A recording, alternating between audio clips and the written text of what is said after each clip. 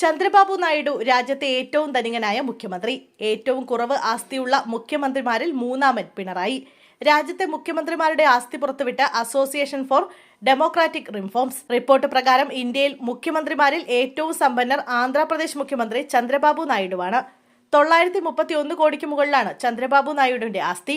അതേസമയം ഏറ്റവും കുറവ് ആസ്തിയുള്ള മുഖ്യമന്ത്രിമാരുടെ പട്ടികയിൽ 3-ാം സ്ഥാനമാണ് മുഖ്യമന്ത്രി പിണറായി വിജയൻ. 1,18,70,766 രൂപയാണ് മുഖ്യമന്ത്രിയുടെ ആസ്തിയായി റിപ്പോർട്ട് ചൂണ്ടിക്കാട്ടുന്നത്.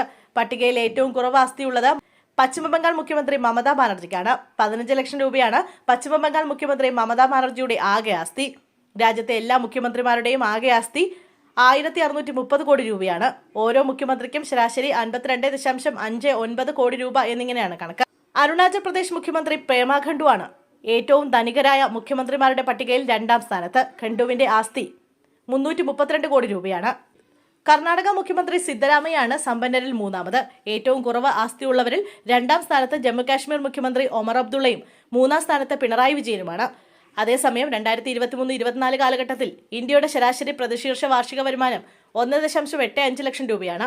ഒരു മുഖ്യമന്ത്രിയുടെ ശരാശരി സ്വയം വരുമാനം 13.64 ലക്ഷം രൂപയും. ദേശീയ ശരാശരിയുടെ ഏകദേശം 7.3 മടങ്ങാണിത്.